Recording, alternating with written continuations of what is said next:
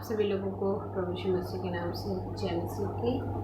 और मैं परमेश्वर का बहुत बहुत धन्यवाद करती हूँ। फिर से एक बार वो प्रभु ने हमें ये मौका दिया था कि हम प्रभु की उपस्थिति में प्रभु के वचन को सुने, और प्रभु ने पिछले दिनों में संभाल के रखा। इसलिए पिता परमेश्वर का बहुत बहुत धन्यवाद हो। आइए आज हम प्रभु के वचन से देखेंगे, और जो फर्स्ट कुरिन्थियों हमने स्टार्ट किया है, हमने इंट्रोडक्शन पार्ट ख़त्म किया है, और उसके बाद हम अभी है हमने फर्स्ट कुरिन्थियों चैप्टर 1 का 1 to 17 भी ख़त्म किया है। और आज हम फर्स्ट कुरिन्थियों चैप्टर 1 का 17 to 25 देखेंगे कि प्रभु जो है आज हमें अपने इस सुंदर कलाम से, सुंदर वचन से प्रभु हमें क्या कहना चाहते हैं। तो आइए हम आज का वीडियो स्टार्ट करेंगे और आज के वचन से हम मनन करेंगे। और अगर आप लोग के पास बाइबल है तो आप मेरे साथ अपने बाइबल को परमेश्वर के वचन को पढ़ने के लिए निकाल सकते हैं, आप स्टडी करने के लिए निकाल सकते हैं। और अगर आपके पास पेन है और उसके बाद आपके पास नोटबुक है तो आप इसे जो है आप लिख भी सकते हैं, ताकि आप हमेशा इसे याद रख सकें। तो आइए हम बाइबल के इस आयत को पढ़ेंगे। फर्स्ट कुरिन्थियों चैप्टर 1 वर्स 17 to 25। यहाँ पे प्रभु का वचन कहता है, क्योंकि क्रूस की कथा नाश होने वालों के लिए मूर्खता है, परंतु हम उद्धार पाने वालों के लिए परमेश्वर की सामर्थ है।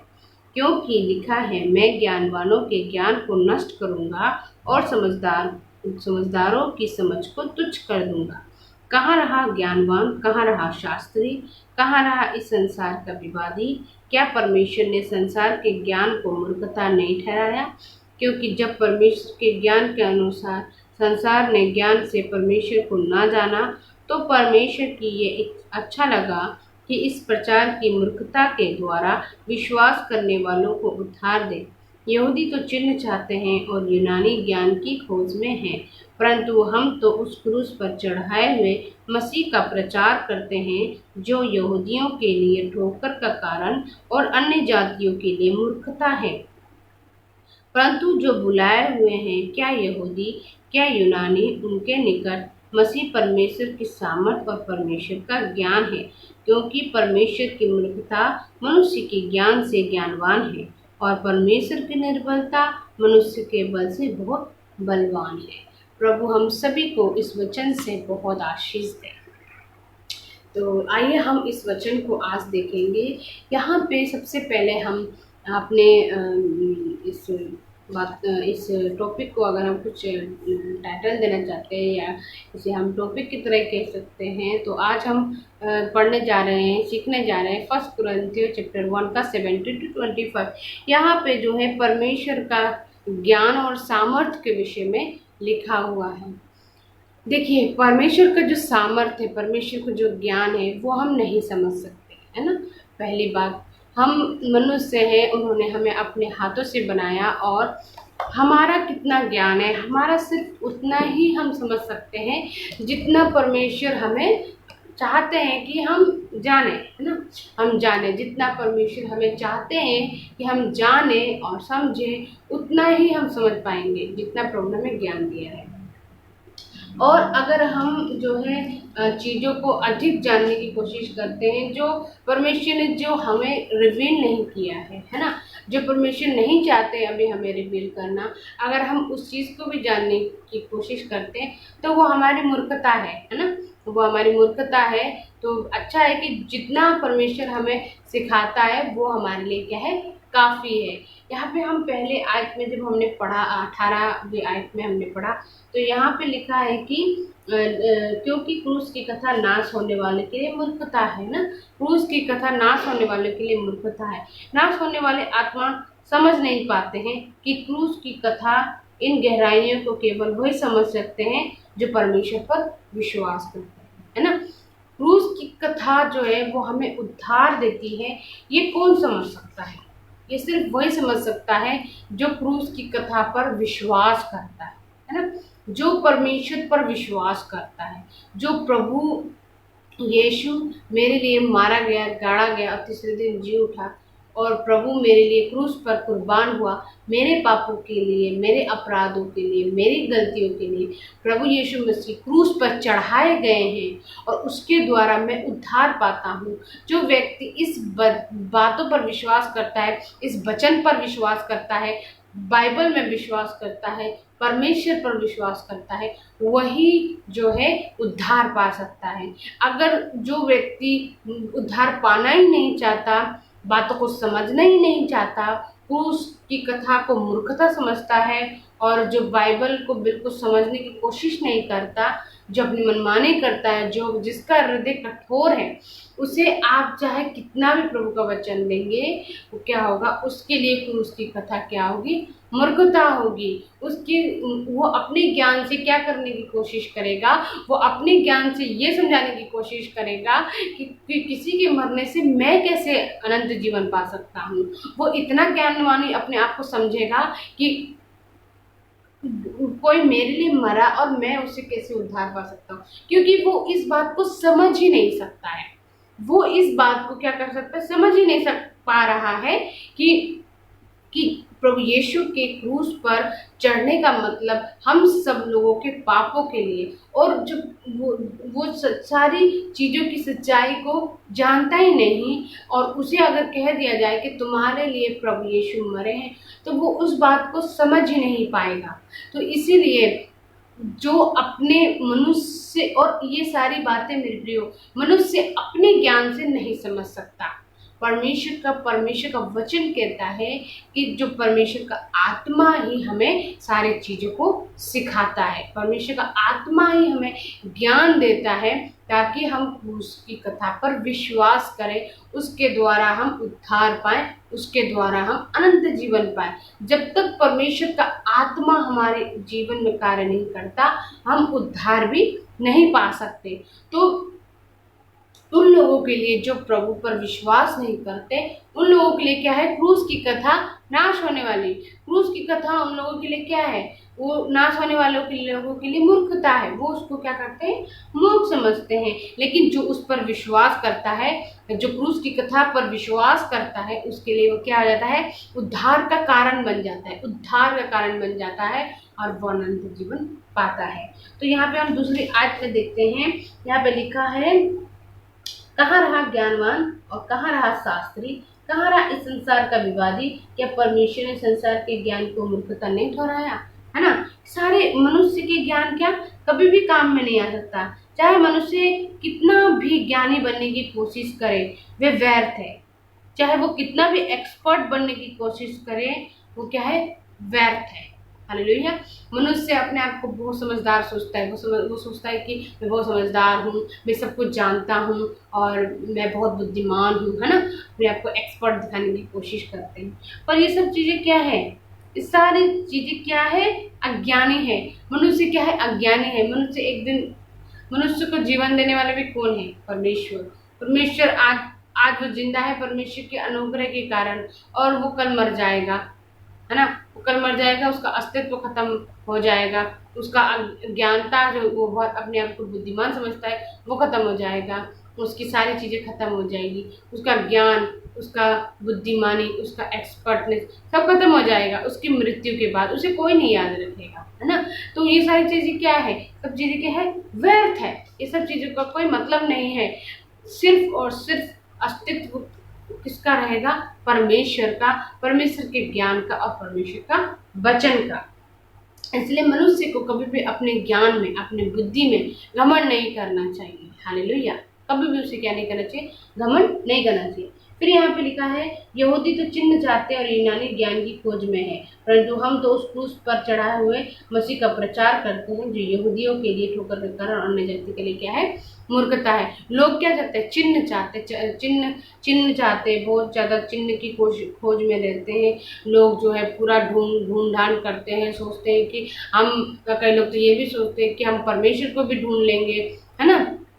जैसे कि हम जेनेसिस चैप्टर 11 में देखते हैं कि वो लोग क्या करते हैं, पूरा जो है सीढ़ी पे सीढ़ी बनाया जा रहा है ताकि वो स्वर्ग तक पहुँचे। कितनी मूर्खता के काम वो कर रहे हैं। क्या वो ऊपर तक पहुँच सकते हैं, नहीं पहुँच सकते। है ना। तो मनुष्य क्या है, मनुष्य वो उनके उनके ज्ञान में वो ज्ञान, वो अपने आप में क्या सोच रहे हैं, ज्ञान सोच रहे हैं, और वो सोच रहे हैं कि हम इस तरह से ज्ञान से हम अपने ज्ञान और बुद्धि से परमेश्वर के पास पहुंच सकते हैं। वो इस तरह से सोचकर वो क्या सीढ़ी बना रहे हैं। तो कितनी मूर्खता मनुष्य करता है ना, मनुष्य इतना मूर्ख है, वो परमेश्वर भी जानते हैं। तो मनुष्य को अपने ज्ञान द्वारा परमेश्वर कभी नहीं मिलता है ना। जो मनुष्य अपने ज्ञान के द्वारा परमेश्वर को ढूंढता है वो उसे कभी नहीं मिलेगा, परमेश्वर उसे कभी नहीं मिलेगा। परमेश्वर किसे मिलेगा? जो परमेश्वर को विश्वास के साथ ढूंढता है। अगर हम अपने ज्ञान के साथ परमेश्वर को ढूंढेंगे कि मैं बहुत ज्ञानी हूँ, मैं बहुत एक्सपर्ट हूँ, मैं बहुत सारी चीज़ें जानता हूँ और इससे मैं परमेश्वर को ढूंढ सकता हूँ, और जिस तरह लोगों ने क्या किया है, अपने अपने ईश्वर बना लिए हैं, अपने अपने ज्ञान से किसी ने मूर्ति बना दिया है, कोई बुद्ध बन गया है, कोई किसी ने कोई धर्म ले लिया। इन सब चीज़ों से क्या है, लोग अपने ज्ञान से जो है अलग अलग तरह के ईश्वर की पूजा कर रहे हैं। अपने ज्ञान से लोग जो क्या है बहुत सारे भगवान बना रहे हैं, अपने ईश्वर गढ़ रहे हैं वो लोग, है ना।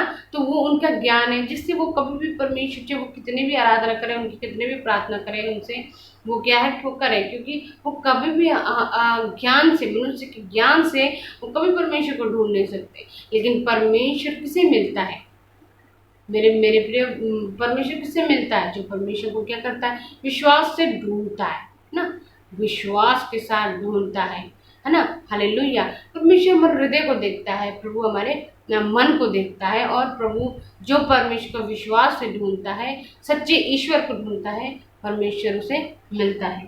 और परमेश्वर अपने अपने आप को उसी पर प्रकट करता है जो सचमुच में परमेश्वर को जानने की इच्छा रखता है और विश्वास करना चाहता है, उसे परमेश्वर मिलता है। तो उसके बाद यहाँ पे लिखा है कि परंतु जो बुलाए हैं, क्या यहूदी क्या यूनानी, उनके निकट मसीह परमेश्वर के सामर्थ परमेश्वर का ज्ञान है ना। तो जो लोग प्रभु में विश्वास करते हैं वो क्या है, ज्ञानी है, परमेश्वर के ज्ञान से बुलाए गए हैं, परमेश्वर के सामर्थ से बुलाए गए हैं। देखिए, परमेश्वर की सामर्थ से लोगों को बुलाया जाता है, परमेश्वर लोगों को बुलाता है। हालेलुया। हमारा उद्धार भी परमेश्वर हमें बुलाता है। प्रभु का प्रेम, प्रभु का वचन कहता है कि तूने मुझे नहीं चुना, मैंने तुझे चुना। तूने मुझे पहले प्रेम नहीं किया, मैंने तुझे पहले प्रेम किया। यानी हम तो इस लायक ही नहीं थे, हमने प्रभु को कभी भी नहीं ढूंढा, हमने परमेश्वर को कभी नहीं ढूंढा। जब हमने परमेश्वर ढूंढने की कोशिश की तो हमने क्या किया, हमने बहुत सारी मूर्खताएं की है, हमने अपने मन से जो है गढ़ा है, अपना ईश्वर बनाया। जिस तरह इजरायलियों ने क्या किया था, उन्होंने अपने आप से जो है, जब मूसा गया परमेश्वर के आज्ञा लेने के लिए और उसे काफ़ी दिन हो गया, तो मनुष्य ने अपने ज्ञान से क्या करने की कोशिश की, धैर्य ना रखकर वो लोग हड़बड़ा गए और उन्होंने धैर्य को खो दिया, परमेश्वर के प्रेम को खो दिया, और उन्होंने अपने ज्ञान से क्या किया, एक जानवर की जो मूर्ति बनाकर सोल उसे पूजने लगे, है ना। तो मनुष्य का ज्ञान देखो उतना ही तक सीमित है। वो मनुष्य का ज्ञान कितनी मूर्खता है ना, कितनी मूर्खता का काम किया है। शायद मुझे एक्सप्लेन करने की जरूरत नहीं, आप खुद इस बात को सोचे कि मनुष्य ने क्या मूर्खता के काम किया है। देखिए, जो परमेश्वर उनको लाल समुद्र से लेकर आया, जो परमेश्वर ने उन्हें छुटकारा दिया, जो परमेश्वर उन्हें इतना चिन्ह और चमत्कार रास्ते में दिखाया, थोड़ा देर जब उन्हें परमेश्वर की उपस्थिति से जब वो दूर हुए तो उन्होंने क्या किया, मूर्खताई कर दी। इसलिए मनुष्य का ज्ञान जो होता है वो क्या है, मनुष्य का ज्ञान परमेश्वर के लिए मूर्खता है ना, मूर्खता है। इसलिए प्रभु कहता है तुम लोग मूर्ख हो, तुम्हारा ज्ञान मेरे सामने क्या है, मूर्खता है। लेकिन परमेश्वर की क्रूस की कथा मनुष्य उसे मूर्ख समझता है, लेकिन वो कितना परमेश्वर का ज्ञान है उसमें, वही लोग समझ सकते हैं जो परमेश्वर पर विश्वास करते हैं। फिर यहाँ पे पढ़ते हैं यहाँ पे कि